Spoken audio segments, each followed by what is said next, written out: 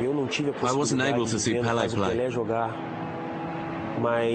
but I've seen Ronaldo, and I've never seen a player like him. He's unique. There's only one Ronaldo, #1 in everything. He could do whatever he wanted with the ball.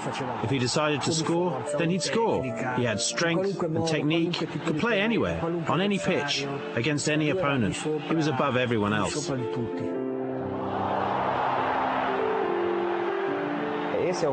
That's Ronaldo, someone who gets the ball, runs into the box and scores. He only needs half a chance. There's no stopping him.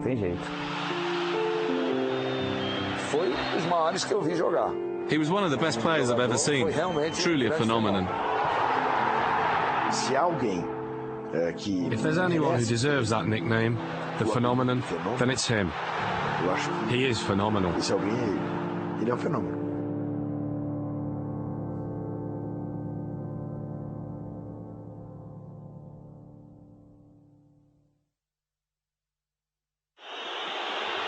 AC Milan against Livorno, February 2008.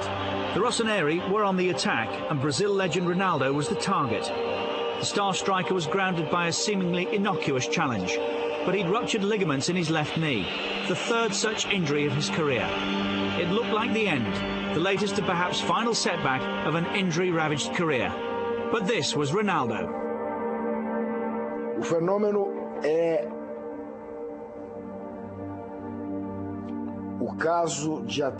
phenomenon is the best example I've ever seen of an athlete making an incredible comeback against all the odds.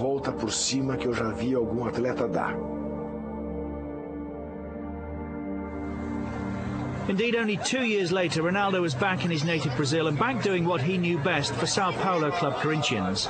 The 3 times World Player of the Year had once again shown his capacity to triumph in adversity and prove his doubters wrong.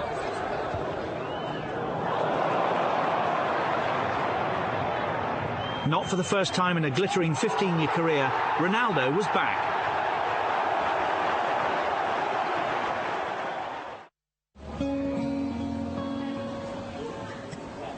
His roller coaster journey to the top of world football began here in Bento Ribeiro, a working-class suburb of Rio de Janeiro.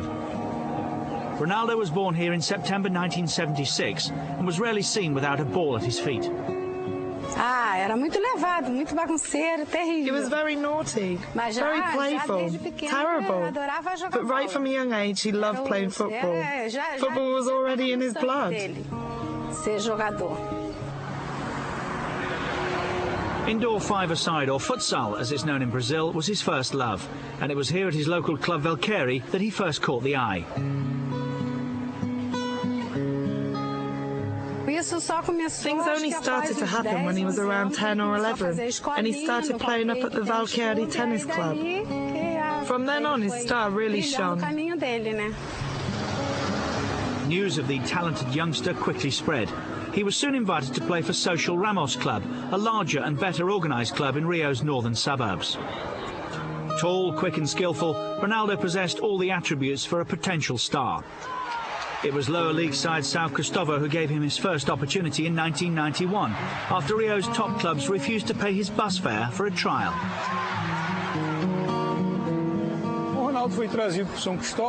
Ronaldo was brought here because of the ability he'd been showing primarily at futsal, at the Social Ramos Club where he'd really stood out. His main qualities were his pace, dribbling at speed, and when the ball came to him, he already knew what he was going to do. 44 goals in under 2 years ensured his stay at the club would be short-lived. To the surprise of many, though, his next move was to Cruzeiro, a first-division team based 340 kilometres away from Rio. In December 1992, I said, "We've sent a boy to Cruzeiro who's going to be Brazil's next striker. He'll play in the '98 World Cup." They asked the name, and I said, "Ronaldo."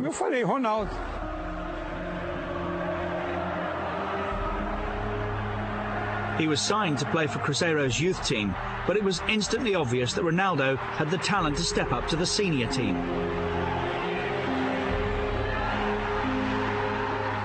The The first time I saw him play was at Cruzeiro. He was still a kid, just 16 or 17 years old. It was in a game where he ended up scoring 5 goals. And from that point on, he showed he was truly a phenomenon in the way he moved on the pitch and the way he scored goals.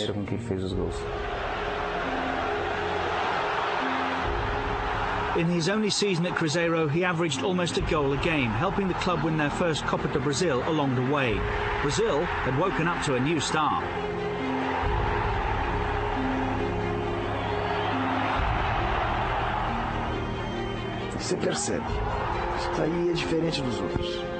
You can just see it, how someone's different to other players.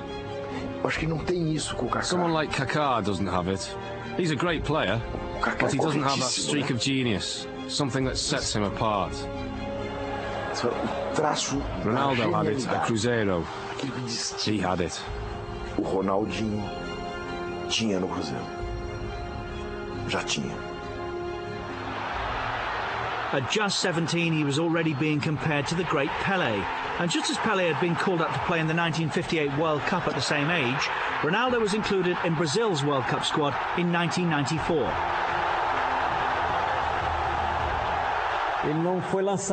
He wasn't thrown into the team like Pelé had been.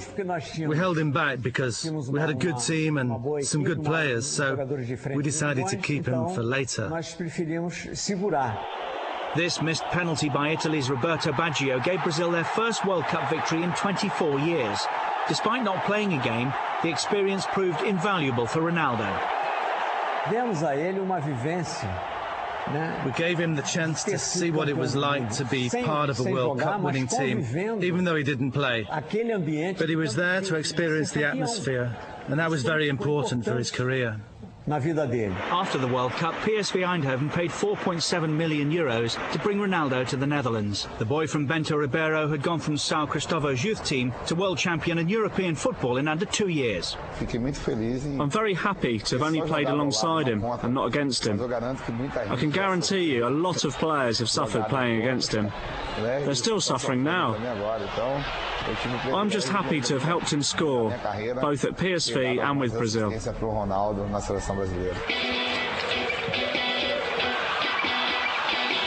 And how they suffered. Ronaldo scored 54 goals in 57 games for PSV.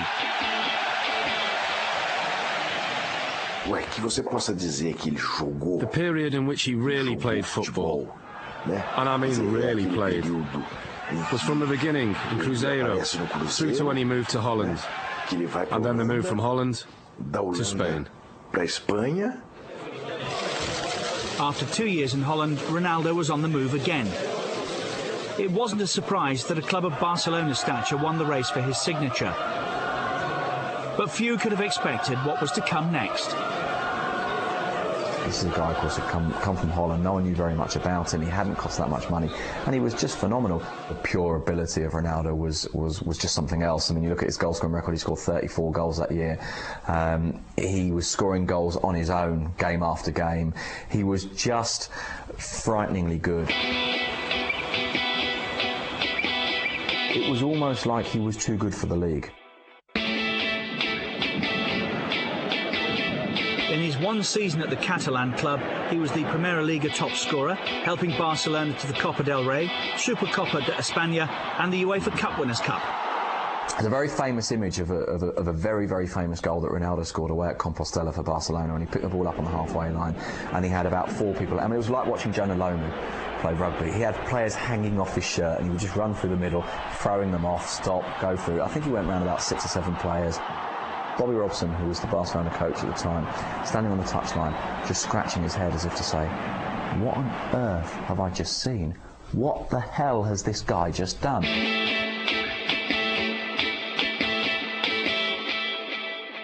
They were just phenomenal that year, but it wasn't so much that they were, it was that he was. Despite appearing happy and settled in Spain, Ronaldo now expected to be among the club's top earners. Inter Milan's general manager, Sandro Mazzola, was alerted to the situation and decided to test Ronaldo's resolve with a timely phone call. So I got him on the phone, and he said, yes, Inter is a great club. But he was very correct and said, if Barcelona pay me what they owe me, then I'll stay at Barcelona, because I like it here. If not, then I'll leave and see what Inter say.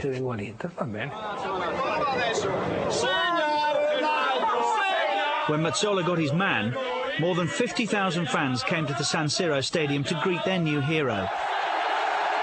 And despite weight of expectations, Ronaldo didn't disappoint, leading Inter to the UEFA Cup in his first season.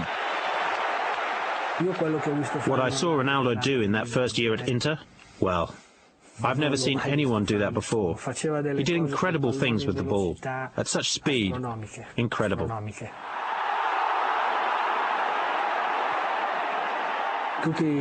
Everyone knew that with Ronaldo in the team, we could get to a certain point, and that was winning titles. And while everyone else played their part, he was the icing on the cake. He made the difference. To watch Ronaldo was pure football. How he stopped the ball, how he ran, how he changed direction, what he invented. Voted World Player of the Year in 1996 and 97, Ronaldo was the first megastar of football's modern era. He was ready to explode for Brazil at the '98 World Cup finals. We knew that Ronaldo would be an incredible player. Maybe not a new Pelé, but a great player, and a player Brazil were crying out for back then. And so he came on the scene at exactly the right time. At just 21, he was already central to his country's World Cup aspirations. Brazil legends Mario Zagallo and Zico ran the team, but the 1998 World Cup was all about Ronaldo. His movement off the ball is just fantastic. I've never seen anyone with better movement. He'd position himself in such a way that would make it really easy to play alongside him. I'd like to have played with him, because I'm sure he'd have then scored 2,000 goals. I'd have given him the ball every time.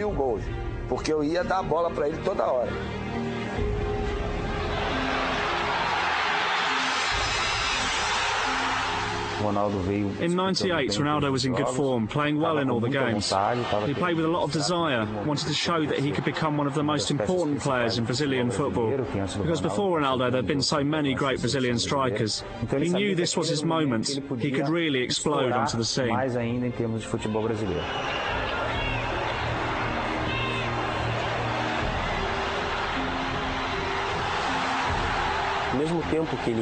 While he was blessed with skill and ability, he was also very powerful. He could glide past players without going down, even though defenders tried to knock him off the ball. So he had this physical strength as well as movement. And that was different to other strikers. Ronaldo scored 4 times for Brazil on the way to the final against France. And now the eyes of the world were on him. Yet on the eve of the game, the young star's world was about to be turned upside down.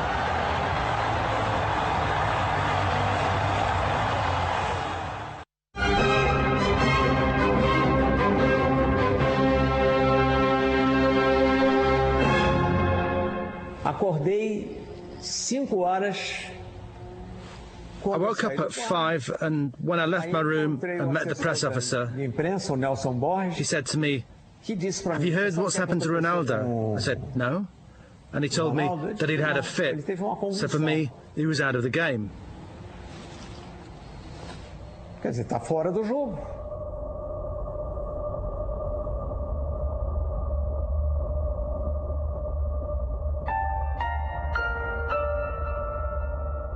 Escalei o Edmundo no lugar So I picked Edmundo in Ronaldo's place and started to go through the tactics with everyone. Falei lá sobre a parte tática.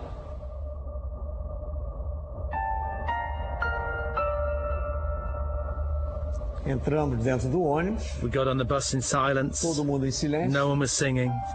Ninguém cantou.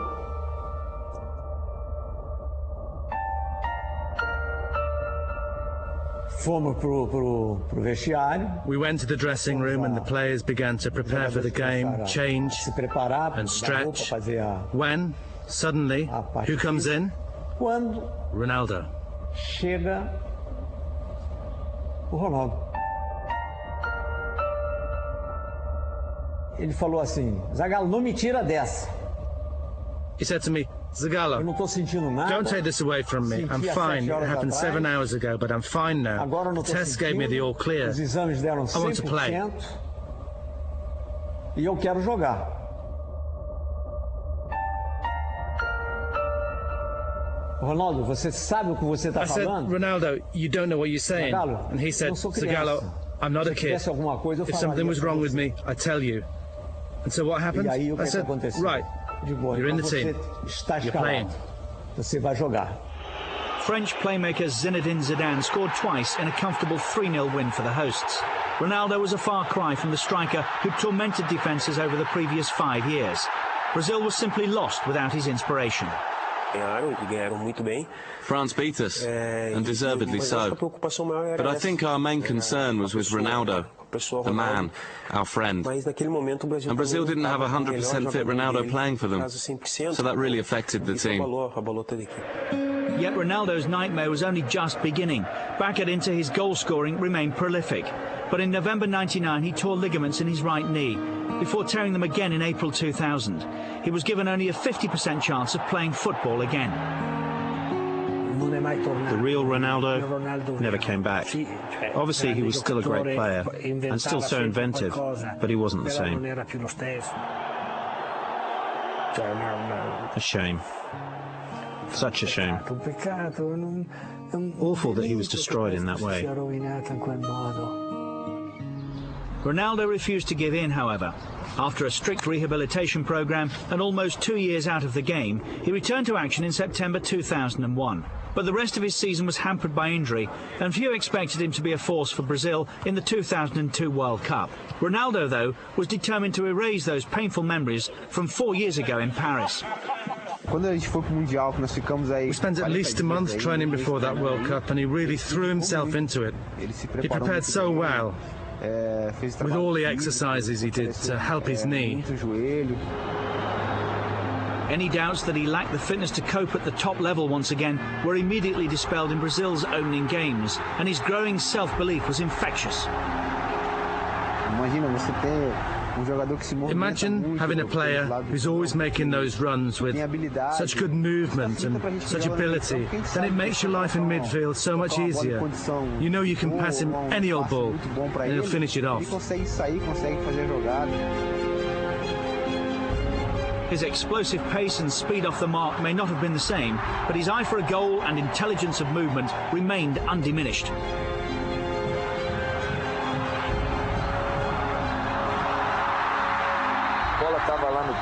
When the ball was with Gilberto Silva or Kleberson or Ronaldinho, Ronaldo would make a run so that if they got the ball to him right then, he'd always be clean through on goal.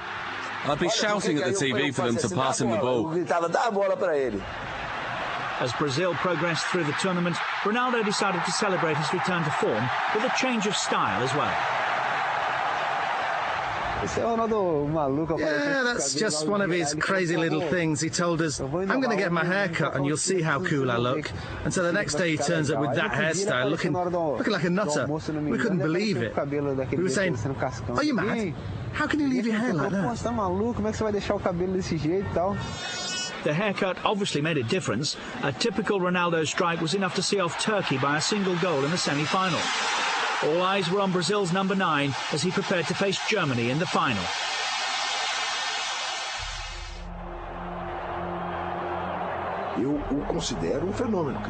I think he's a phenomenon. I think his comeback is the finest example of someone battling against the odds that I've ever seen. Ever. For this boy to do what he did, after everything he went through, is incredible.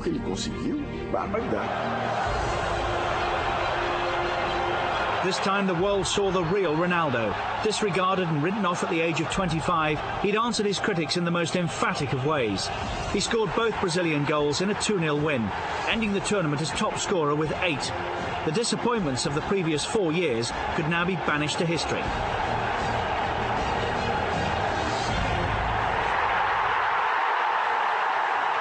And then we saw Ronaldo return from injury, score 2 goals in a World Cup final, become the top scorer in that tournament, break records. I think it was so important, a great moment of joy, not just for Ronaldo, but for Brazilian football and for those of us who played alongside him. Crowned World Footballer of the Year for a record 3rd time, Ronaldo was hot property once again. After 5 years at Inter, he decided on a new challenge, becoming the latest Galactico at Real Madrid. He was one of those players that Florentino Perez had always loved. After the World Cup final, how would you get Ronaldo? Especially after he scored 2 goals against Germany. He was one of the best players in the world. But Florentino had to sign him because of the Galactico project. Ronaldo proved himself worthy of his galactic status, coming off the bench to score twice on his debut against Alaves. For the Madrid fans, it was even more satisfying, given his history with their eternal rivals, Barcelona.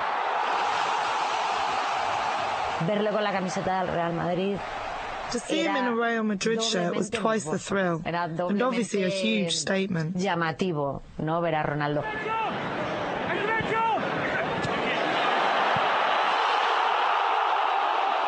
I think Ronaldo was brilliant for Real Madrid as well. I think one of the problems that perhaps, with hindsight, you look at Ronaldo's time at Madrid and you think, well, he wasn't the player he was at Barcelona. But in some ways, he was almost better. His finishing was that little bit more sharp. Certainly when Ronaldo went one-on-one with a goalkeeper, you knew what was going to happen.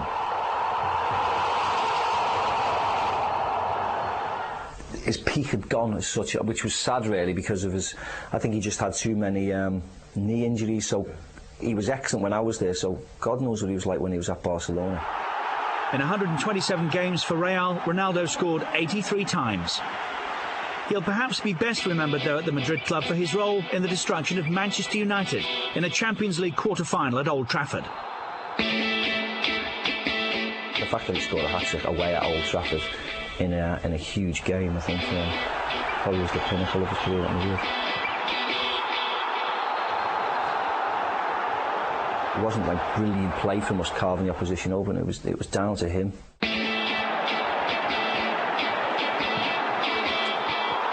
Still deadly on the pitch, Ronaldo was also gaining a reputation for his rather wayward lifestyle off it.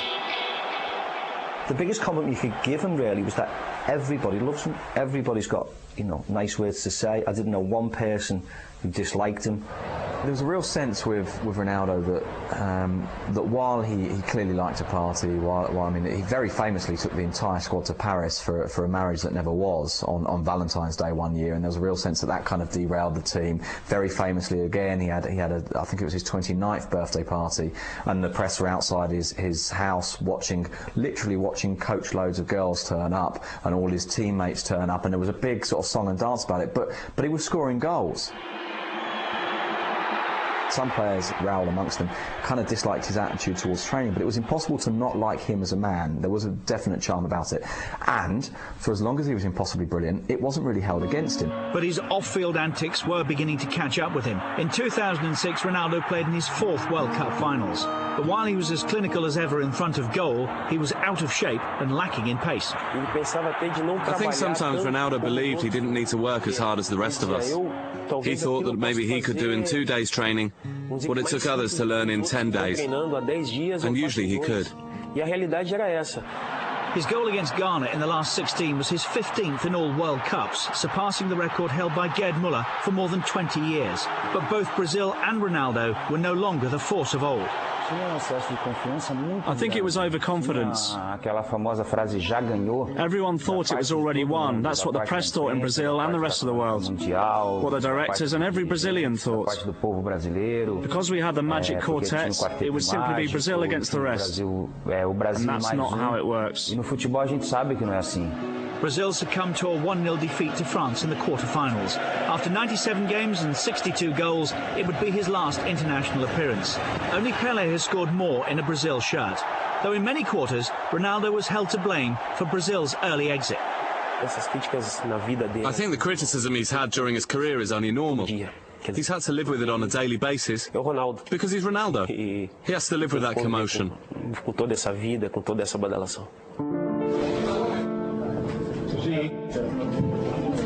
But wherever he's been, Ronaldo has always produced. Ronaldo is only ever criticised for what he does off the pitch. No one can criticise what he does on the pitch. It's impossible to knock him for his football. And despite the continuing goals and the achievements and accolades throughout the years, it's a testament to Ronaldo's ability that there's still a sense of what might have been. Sometimes you watch Ronaldo and you think, Cor, if you tried, you could have been the most incredible footballer ever. Ronaldo Luis Nazario da Lima, a striker touched with genius, truly a phenomenon.